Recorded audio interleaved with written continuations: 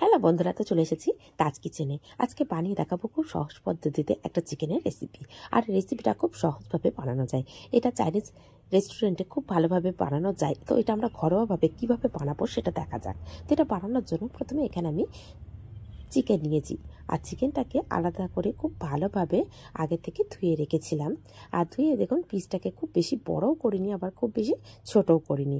তো এইভাবে পিসগুলোকে একটা একটা করে ভালো করে ধুয়ে রেখেছিলাম। আর পিসটা কেমন করেছি সেটা কিন্তু হাতের কাছে থেকে আমি খুব ভালো করে দেখানোর চেষ্টা করছি। এটা দেখে একটু বুঝে নিতে হবে যে কেমনভাবে পিসটাকে নিয়েছি। তো এখন এর মধ্যে দিয়ে দেব আদা রসুনের পেস্ট, দিয়ে দিলাম গোলমরিচ গুঁড়ো, জিরে গুঁড়ো, ধনে গুঁড়ো, স্বাদ অনুযায়ী লবণ, লঙ্কা গুঁড়ো। আর এই লঙ্কাটা একটু নিজেদের পছন্দ অনুযায়ী কম বেশি করে নিতে পারেন। আর এখানে দিয়ে দেব চিকেন মশলা। চিকেন মশলাটা দেওয়ার জন্য কিন্তু অনেকটাই টেস্ট বেড়ে যাবে, সেজন্য চেষ্টা করবেন চিকেন মশলা দেওয়ার জন্য। আর যদি হাতের কাছে চিকেন মশলা না থাকে সেক্ষেত্রে গরম মশলা ব্যবহার করতে পারেন। আর এখানে দিয়ে দিলাম কেওড়া জল। আর এখানে দিয়ে দিচ্ছি চিলি সস, সয়া সস, আর দিয়ে দেব টমেটো কেচাপ। তো সব কিছু দিয়ে এই উপকরণগুলো চামচ দিয়ে আমি একদমই মিশিয়ে নেব না, আমি নেব একদম হাত দিয়ে খুব ভালো করে মিশিয়ে। হাত দিয়ে ভালো করে মিশিয়ে নিতে হবে যাতে করে প্রত্যেকটা চিকেনের মধ্যে সমানভাবে মশলাগুলো যায়। এতে করে মেশানোটা আমার তো মনে হয় খুব ভালো হয় হাত দিয়ে মেশালে। যদি এটা চামচ দিয়ে মেশাই বা স্প্যাচুলা দিয়ে মেশাই সেভাবে ভালোভাবে মেশানো যায় না। তো এটাকে আমি খুব ভালো করে মিশিয়ে নিলাম। মিশিয়ে নিয়ে এটাকে আমি রেস্টে রেখে দেব 1 ঘন্টার জন্য। যদি আপনাদের কাছে হাতে বেশি সময় থাকে অবশ্যই বেশি রাখতে পারেন, ওভারনাইট রাখতে পারেন। তো এটা আমি ফ্রিজের মধ্যে রেস্টে রেখে দেব। তো এটা 1 ঘন্টা হয়ে গেছে, এখন রেস্টটাকে আমি বার করে নিচ্ছি। নিয়ে দেখুন এটা ম্যারিনেশন করে রেখেছিলাম, সেটা খুব ভালোভাবে ম্যারিনেট হয়ে গেছে। এখন আমি এটাকে নিয়ে নিলাম, নিয়ে এখন এর মধ্যে দিয়ে দেব 1/4 কাপ কর্নফ্লোর আর 1/4 কাপ দিয়ে দেব ময়দা। সব কিছু একটু ভালো করে মিশিয়ে নেব।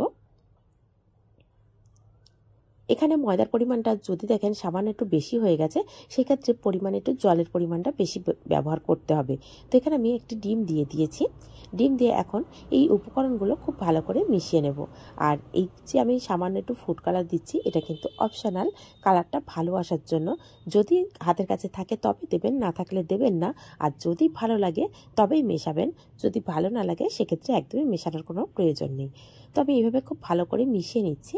আর এটা দেখেই বুঝতে পারছেন যে খুব ঘন হয়ে গেছে। যেহেতু কর্নফ্লাওয়ার বা ময়দাটার পরিমাণ দিয়েছি সেখানে আমার মনে হয়েছে একটু বেশি হয়ে গেছে, সেজন্য এটা ঘন হয়ে গেছে। তো এখানে আমি সামান্য একটু জল দেব। জল দিয়ে খুব ভালো করে মিশিয়ে একটু পাতলা করে নেব, যেন একদম ঘন না হয় সেটা কিন্তু খেয়াল রাখতে হবে। একটু পাতলা করে মিশিয়ে নিতে হবে, তাহলে কোটিংটা কিন্তু খুব সুন্দর হবে। তো এখন দেখুন এটাকে দেখেই মনে হচ্ছে যে হালকা করে এখনও বেশ মোটা আছে। এটাকে আমি আরও সামান্য একটু জল দিয়ে একটু পাতলা করে নেব। তো এখন একটু জল দিয়ে মিশিয়ে নিয়েছি, দেখুন এখন বেশ পাতলা হয়ে গেছে। আর প্রত্যেকটা মাংসের গায়ে কিন্তু সুন্দরভাবে লেগে গেছে প্রত্যেকটা মশলা। তো এখন এদিকে আমি গ্যাসের উপরে তেল বসিয়ে দিয়েছিলাম আর তেলটাকে মিডিয়াম ফ্লেমে গরম করে নিয়েছি। ফ্লেমটা কিন্তু একদমই হাই রাখিনি, আর এখনও ফ্লেমটা মিডিয়ামে আছে। এখন দিয়ে আমি যে কটা মাংসের পিস কড়ার মধ্যে গেছে সেই কটা দিয়ে দিয়েছি। দিয়ে এটাকে কয়েক মিনিট রেখে দেব। দিয়ে একটা সাইড হালকাভাবে হয়ে গেলে তারপরে আমি উল্টে পাল্টে আরও একটা সাইড ভাজা করে নেব। আর এটা মিডিয়াম ফ্লেমে রাখছি কারণ মাংসের পিসটা খুব ছোট না, মিডিয়াম সাইজের নিয়েছি, সেজন্য এটাকে সিদ্ধ হতেও একটা সময় লাগবে। সেই জন্যই আমি এখানে একদম মিডিয়াম ফ্লেমে রেখেছি। আর দেখুন এখনও খুব ভালো হয়নি, হাফ হয়েছে। ঠিক এই পর্যায়ে আমি এটাকে তুলে নিয়েছি। নিয়ে বাকি যে আগগুলো আছে সেগুলো ঠিক একইভাবে ভাজা করে নেব। আর যেটাই প্রথমে তুলে রাখছি না, এটা যখন হালকা ঠান্ডা হয়ে যাবে তখন এটাকে আরও একবার ভাজা করে নেব। এতে করে ক্রিস্পি ভাবটাও আসবে, আর ভিতর থেকে একটা জুসি আর ওপর থেকে একদম ক্রাঞ্চি ভাব কিন্তু চলে আসবে। সেই জন্য চেষ্টা করবেন দুবার করে ভাজা করার। আর যেহেতু ভাজাটা একদম মিডিয়াম ফ্লেমে করছি সেক্ষেত্রে ভাজাটা তো অসাধারণ হবে, একটা ক্রিস্পি ভাব আসবে। আর ব্যাটারটা দেখেই বুঝতে পারছেন যে কতটা পাতলা করে নিয়েছি, সেটা একটু দেখে বুঝে নিতে হবে। ঠিক এরকম ধরনের করে পাতলা করে নিতে হবে। এতে করে মাংসের গায়ে অল্প করে কোটিংটা লাগবে। খুব ঘন হয়ে গেলে চিকেন ফ্রাইয়ের মতো লাগবে, কিন্তু চিকেন ফ্রাই খেতে একরকম টেস্ট, এটা খেতে আর এক রকম টেস্ট। সেই জন্য চেষ্টা করবেন এটা এইভাবে পাতলা করে ব্যাটারটা রেডি করার জন্য। তো দেখুন যেগুলো আগে থেকে ভাজা হয়ে গেছিলো সেগুলো আবারও আমি কড়ার উপর দিয়েছি, আর বাকি যেটা ভেজে রেখেছি সেটা সাইড করে রেখে দিলাম। দিয়ে ঠিক একইভাবে মিডিয়াম ফ্লেমে আমি কয়েক মিনিট ভাজা করে নেবো, যতক্ষণ না বুঝতে পারছি যে ভাজা হয়ে গেছে। তো আমার কাছে এটা সময় লেগেছিল 5 থেকে 7 মিনিট মতন। আর দেখুন কালারটাও কতটা সুন্দর চলে আসছে। এটা ভাজার উপরে নির্ভর করে কিন্তু টেস্ট।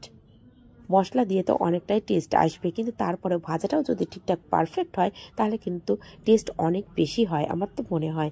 তাহলে রেসিপিগুলো কেমন লাগছে অবশ্যই কমেন্ট করে জানাতে কিন্তু একদমই ভুলবেন না। আর যদি ভালো লাগে লাইক শেয়ার কমেন্ট তো অবশ্যই করবেন।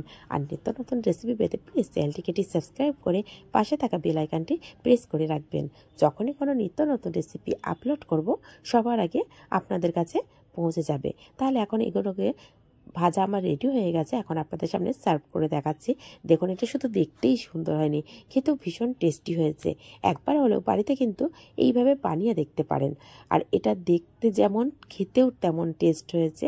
এটা আমি খুব কাছে থেকে নিয়ে আপনাদেরকে দেখানোর চেষ্টা করছি, জানি না কতটা বুঝতে পারছেন। ভীষণ টেস্টি একটা রেসিপি। তাহলে আজ এই পর্যন্ত, আবার আসবো অন্য কোনো রেসিপি নিয়ে। ধন্যবাদ।